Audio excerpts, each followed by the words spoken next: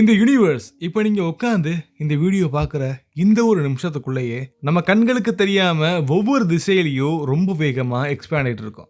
பூமி நகர்றதில்ல, இந்த சூரியனும் நகரல, மில்கிவே கேலாக்சியும் நகரவே இல்லை. ஸ்பேஸ் தன்னைத்தானே நகர்த்துது. ஸ்பேஸில் தான் எல்லாமே விரிவாக்கமாகுது.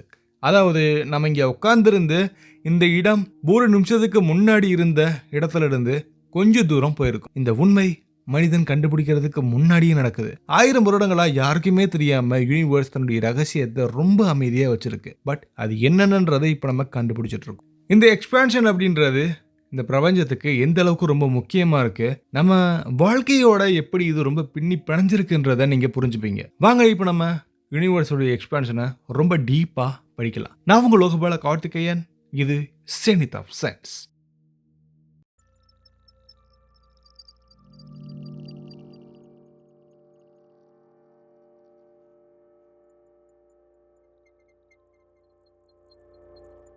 நம்ம இப்போ வாழ்ற இந்த யூனிவர்ஸ் சுமார் 13.8 பில்லியன் வருஷத்துக்கு முன்னாடி உருவானது. அப்போ ரொம்ப குட்டியான, ரொம்ப அடர்த்தியான, ரொம்ப சூடான நிலையில ஒரு புள்ளி கொண்டு இருந்திருக்கு. இந்த ஆரம்ப நிலையை நம்ம சயின்டிஃபிக்கா பிக் பேங்னு சொல்லுவோம். இது ஒரு வெடிப்பு மாதிரி நினைக்காதீங்க. இது ஸ்பேஸில் ஒரு இடத்துல நடந்த ஒரு எக்ஸ்ப்ளோஷனும் கிடையாது. ஸ்பேஸ் தானே உருவான ஒரு ஆரம்பம்.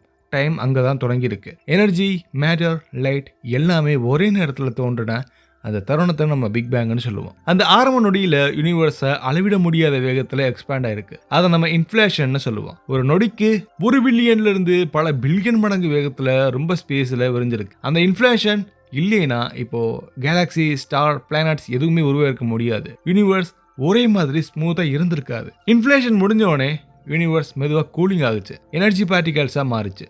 புரோட்டான்ஸ், நியூரான்ஸ், எலக்ட்ரான்ஸ் எல்லாமே உருவாகுச்சு. அதை தொடர்ந்து ஹைட்ரோஜன், ஹீலியம் மாதிரியான பல எலமெண்ட்ஸ் உருவாகுச்சு. பல லட்ச வருஷங்களா யூனிவர்ஸ் முழுக்க ரொம்ப வெப்பமான ஒரு ஃபாக், அதாவது ஒரு புகை மூட்டை மாதிரியான ஒரு அமைப்பு இருந்திருக்கு. அங்கு வெளிச்சம் ரொம்ப ஃப்ரீயா டிராவல் ஆக முடியாது. சுமார் 3,80,000 ஆண்டுகளுக்கு பின்னாடி தான் யூனிவர்ஸ் ரொம்ப டிரான்ஸ்பரண்டா இருந்துச்சு. அந்த நேரத்தில் வெளியான வெளிச்சம் தான் இப்போ நம்ம காஸ்மிக் மைக்ரோவேவ் பேக்ரவுண்டில் நம்ம இந்த டெலஸ்கோப்பில் நம்மளுடைய பழங்கால யூனிவர்ஸை பார்த்துட்டு இருக்கோம். இது யூனிவர்ஸோடைய ஃபர்ஸ்ட் ஃபோட்டோ. இந்த ஃபோட்டோவில் யூனிவர்ஸ் ஒரே மாதிரி இல்லைன்னு தெரியும். சில இடங்களில் டென்சிட்டி அதிகமாகவும் சில இடங்களில் டென்சிட்டி கம்மியாகவும் இருக்கும்.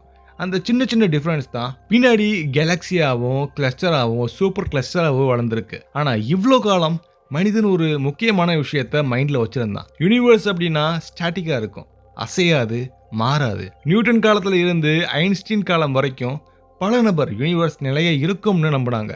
ஐன்ஸ்டீன் கூட தன்னோட ஈக்குவேஷனில் காஸ்மாலஜிக்கல் கான்ஸ்டன்ட் அப்படின்னு சேர்த்து யூனிவர்ஸ் ஸ்டேபிளாக தான் இருக்கு அப்படிங்கிறத அட்ஜஸ்ட் பண்ணார். 1920களில் எட்வின் ஹபிள் ஒரு டெலஸ்கோப் மூலியமா ரொம்ப தூரத்தில் இருக்கக்கூடிய கேலக்சியை பார்த்தாரு. அவர் கண்டுபிடிச்ச விஷயம் விஞ்ஞான உலகத்தை முற்றிலுமா மாற்றிடுச்சு. எல்லா தூரத்தில் இருக்கக்கூடிய கேலக்சியுமே நம்மகிட்ட இருந்து ரொம்ப வேகமாக விலகி போயிட்டே இருக்கு. அதோடைய லைட் ரெட் ஷிஃப்ட் ஆகுது. ரெட் ஷிஃப்ட் அப்படின்னா லைட்டுடைய வேவ் லென்த் நீளமாகும். அது ஆப்ஜெக்ட் நம்மகிட்ட இருந்து ரொம்ப தூரமா போகுது அப்படிங்கிறதுக்கான ஒரு சிக்னேச்சர். ஹபிள் கண்டுபிடிச்சது என்னன்னா, கேலக்சி எவ்வளவு தூரமா இருக்குதோ அவ்வளோ வேகமா அது விலகுது. இதை ஹபிள் லான்னு சொல்லுவோம். இதோட அர்த்தம் யூனிவர்ஸ் எக்ஸ்பேண்ட் ஆகுது. இதை கொஞ்சம் ஈஸியா புரிஞ்சுக்கணும்னா பலூன் எக்ஸாம்பிள் அப்படின்னு ஒன்று இருக்கு. பலூன்ல ஒரு டாட் வச்சுட்டு அதை நீங்க ஊதுனீங்கன்னா அந்த பலூன் விரியும் போது நீங்க டாட் வச்சு எல்லாமே எல்லா இடத்துக்கும் விரியும். எல்லா டாட்ஸுமே ஒருத்தருக்கு ஒருத்தர் ரொம்ப தூரமா போறதை உங்களால பார்க்க முடியும். இந்த டாட் சென்டர் கிடையாது.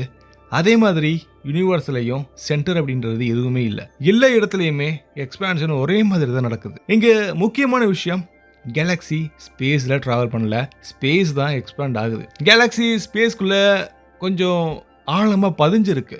ஸோ ஸ்பேஸ் ஸ்ட்ரெச் ஆகும்போது கேலக்சியும் தானா தூரமா போகுது. பல வருஷங்கள் வரைக்கும் சயின்டிஸ்ட் நினைச்சது கிராவிட்டி எக்ஸ்பான்ஷனை மெதுவாக்குது. ஒரு நாள் எக்ஸ்பான்ஷன் நிற்கும், மேபி அது கொலாப்ஸ் ஆகும். இதை நம்ம பிக் கிரன்ச்னு சொல்லுவோம் இந்த மாடலுக்கு பேரு. ஆனால் 1998 நடந்த ஒரு அப்சர்வேஷன் எல்லாத்தையுமே மாத்திடுச்சு. சூப்பர்னோவா அப்சர்வேஷன் மூலியமா சயின்டிஸ்ட் கண்டுபிடிச்ச ஒரு விஷயம், யூனிவர்ஸ் ஸ்லோ டவுன் ஆகல, அதோடைய ஸ்பீட் இன்னும் அதிகமாகுது. அது ஆக்சலரேட் ஆகுது. அதாவது எக்ஸ்பான்ஷனுடைய வேகம் ரொம்ப அதிகமாகுது. இது ஒரு மிகப்பெரிய ஷாக். கிராவிட்டி எல்லாத்தையுமே இழுக்கணும், ஆனால் யூனிவர்ஸ் வேகமா விரியுது. இதுக்கு காரணம் என்ன? அதுதான் டார்க் எனர்ஜி. டார்க் அப்படின்னா பிளாக்கா இருக்கும் அப்படிங்கறது அர்த்தம் இல்லை, அன்னவுன், நமக்கு புரியாத ஒரு எனர்ஜி. யூனிவர்ஸ்ல சுமார் 68% டார்க் எனர்ஜி, 27% டார்க் மேட்டர், மீதம் இருக்கக்கூடிய 5% தான் நார்மல் மேட்டர். அதாவது நீங்க, நான், ஸ்டார்ஸ், பிளானட்ஸ் எல்லாமே வெறும் 5% தான். டார்க் எனர்ஜி ஸ்பேஸ்ல ஒரு ப்ராப்பர்ட்டி மாதிரி நடக்கும். ஸ்பேஸ் அதிகரிக்க டார்க் எனர்ஜியும் கூட அதிகரிக்கும். அது எக்ஸ்பான்ஷனை இன்னும் புஷ் பண்ணுது. ஆல்பர்ட் ஐன்ஸ்டீனுடைய காஸ்மாலஜிக்கல் கான்ஸ்டன்ட்டுக்கு இப்போ மிகப்பெரிய க்ளூ கிடைச்சிருக்கு.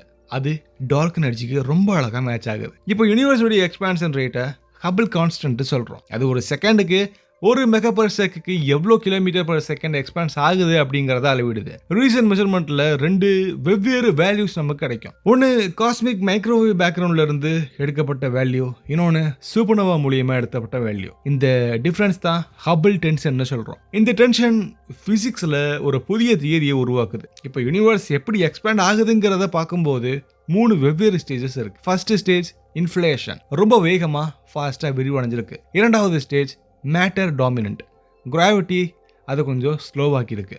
மூணாவது டார்க் எனர்ஜி டாமினன்ட், ஆக்சலரேஷன். நம்ம இப்போ 3வது ஸ்டேஜில் தான் இருக்கும். ஃபியூச்சர்ல என்ன ஆகும் அப்படிங்கிற ஒரு கேள்வி இருக்கும். இப்போ இருக்கக்கூடிய டேட்டா படி யூனிவர்ஸ் தொடர்ந்து எக்ஸ்பேண்ட் ஆகும். ஃபார்எவர் கேலக்ஸி எல்லாமே ஒருத்தருக்கு ஒருத்தர் ரீச் பண்ண முடியாம ரொம்ப வேகமா நகரும். ரொம்ப தூரத்தில் இருக்கக்கூடிய கேலக்ஸி அதோடைய வெளிச்சம் கூட நம்மகிட்ட வராது. வெளிச்சம் வராம இருந்துச்சுன்னா வானம் எம்டியா இருக்கும், ஒண்ணுமே இல்லாம இருக்கும். இதை நம்ம பிக் ஃப்ரீஸ் சினாரியோன்னு சொல்லுவோம். ஸ்டார்ஸ், ஃபியூல் எல்லாம் முடிஞ்சிடும். பிளாக் ஹோல்ஸ் எவாப்ரேஷன் ஆகும், எனர்ஜி ஸ்ப்ரெட் ஆகும், யூனிவர்ஸ் ரொம்ப கூலாகும், டார்க் ஆகும், அமைதியா இருக்கும். ஆனா இன்னொரு பாசிபிலிட்டி இருக்கு. இது டார்க் எனர்ஜி சேஞ்ச் ஆகுனா எக்ஸ்பான்ஷன் ரொம்ப வேகமாகலாம், எல்லாமே ரொம்ப சீக்கிரமா இறந்துடலாம், ஆட்டம்ஸ் கூட பிரேக் ஆகலாம். இதை நம்ம பிக் ரிப் மாடல்னு சொல்லுவோம்.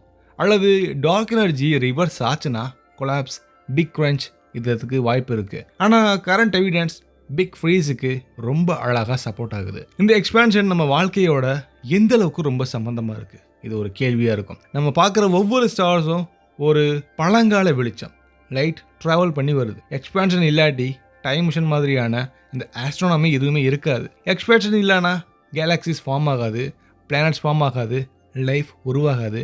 இப்போ நான் பேசியிருக்க முடியாது, உங்களால் அதை கேட்டிருக்கவும் முடியாது. யூனிவர்ஸ் விரிவாகுது, ஆனால் அதே நேரம் நம்ம மைண்டு கூட இன்னும் எக்ஸ்பேண்ட் ஆகணும் இந்த நாலேஜ் மூலியமா. ஒரு காலத்துல மனிதன் வானத்துல லைட்டை மட்டும் தான் பார்த்து, இப்போ அந்த லைட்டுக்கு பின்னாடி இருக்கக்கூடிய காஸ்மிக் ஹிஸ்டரியை புரிஞ்சுக்க ட்ரை பண்றான். 13.8 பில்லியன் வருஷமா யூனிவர்ஸ் எக்ஸ்பேண்ட் ஆகுது. இன்னும் ட்ரில்லியன் இயர்ஸா இது எக்ஸ்பேண்ட் ஆகும். நம்ம இந்த மிகப்பெரிய ஸ்டோரியில ஒரு சின்ன மைக்ரோ செகண்ட் மட்டும்தான். ஆனா இந்த மைக்ரோ செகண்ட்ல யூனிவர்ஸை புரிஞ்சுக்கிற கான்சியஸ் நம்மகிட்ட மட்டும்தான் இருக்கு. ஸோ இதுதான் மனிதனுடைய ஸ்பெஷல். இந்த பிரபஞ்சம் அமைதியா அதோடைய கதைகளை நமக்கு சொல்லும், அதோடைய லாங்குவேஜில் அது பேசும். அதை டிரான்ஸ்கிரிப்ட் பண்ணி பல டேட்டாஸ் நமக்கு கொடுப்பாங்க. அதை நம்ம புரிஞ்சுக்கிட்டாலே போதும். ஸோ அந்த மாதிரியான டேட்டாஸ் கண்டிப்பாக ஃபியூச்சரில் நீங்கள் பார்க்குற இந்த சேனலில் கண்டிப்பாக வரும். ஸோ அதை நீங்கள் தெரிஞ்சுக்கணும்னா மறக்காமல் நீங்கள் சப்ஸ்கிரைப் பண்ணிட்டு பெல் ஐக்கானை கிளிக் பண்ணுங்கள். வானத்தில் பார்க்குற பல ஒளிகளை கண்டிப்பாக நம்ம சேனலில் ஃபியூச்சரில் கொண்டு வரலாம். அதுக்கு உங்களுடைய சப்போர்ட் கண்டிப்பாக வேணும். ஸோ சப்ஸ்கிரைப் பண்ணுங்கள், பெல் ஐக்கானை கிளிக் பண்ணுங்கள். உங்களுடைய கருத்துக்களை மறக்காமல் நீங்கள் கமெண்ட்டில் சொல்லுங்கள். அடுத்து ஒரு வினோதமான ரொம்ப இன்ட்ரெஸ்டிங்கான ஒரு ஸ்பேஸ் எலமெண்ட்டை பார்க்கலாம். பை.